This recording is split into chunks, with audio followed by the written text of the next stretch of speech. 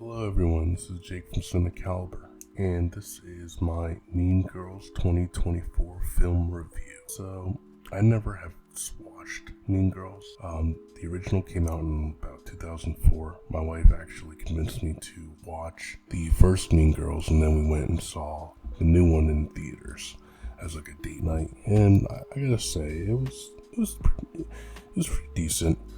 So basically the movie follows teenage girl, Cady Herron. She moves back from the United States from Kenya and attends North Shore High School. Basically, as she learns the ins and outs of all the social groups, she becomes entangled in a plot to take down Queen Bee Regina George while also losing herself along the way. First, we'll go into what was a hit. So basically, this is more of like a remake, and this one was more along the lines of the actual musical. So the film came out in 2004, and then they then did a musical on it, and then this film basically follows the musical more than the actual original film. So what I really enjoyed from this film from the get-go was how it was very modernized to today's world, especially with like social media and technology. In the old one, it was modernized to that world. Like they had like a three-way phone call. They had flyers for certain events. The mall scene was very huge then, and basically here a lot of those things were different. Social media was more of a thing. And mobile technology was more of a thing as well. One of the things that I noticed, like little things I really liked, was one of the scenes was like when Regina first invites Cady to come along with them. In the original, she's like, "Hey, let's go to the mall."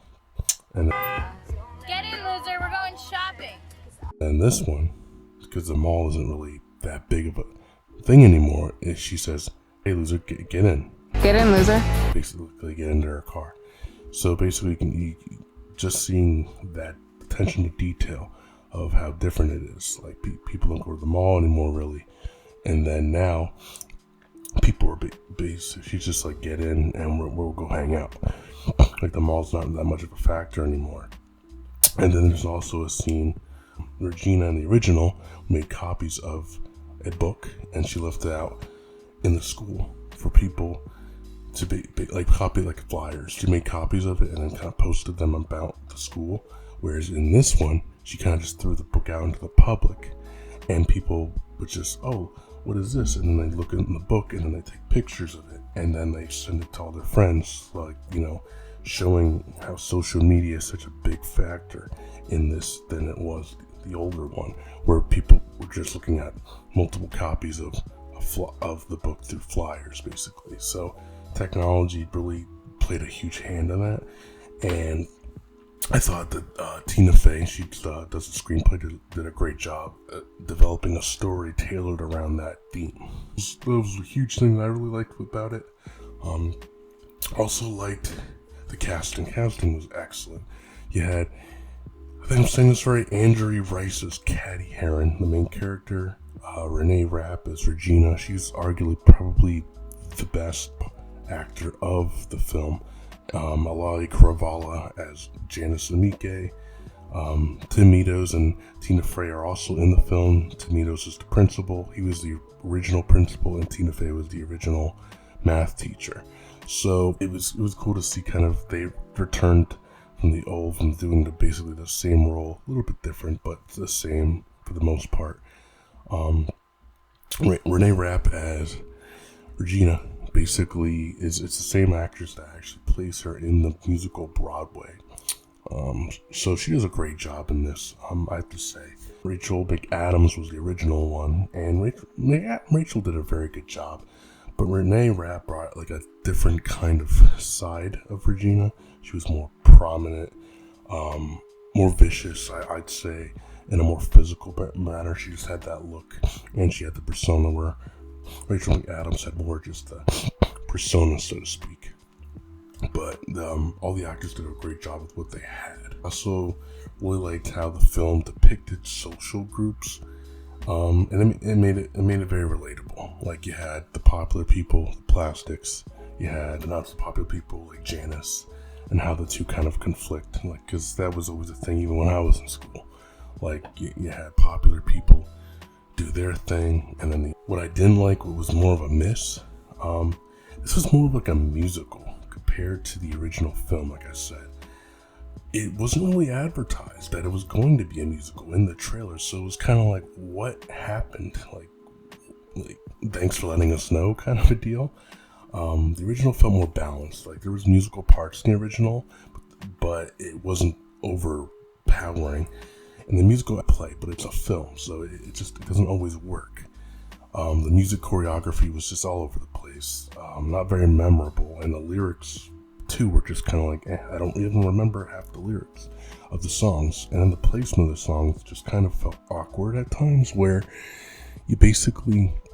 you'd have a character develop, and then, oh look, here's a song about this part of my feelings. It just didn't make sense, you know.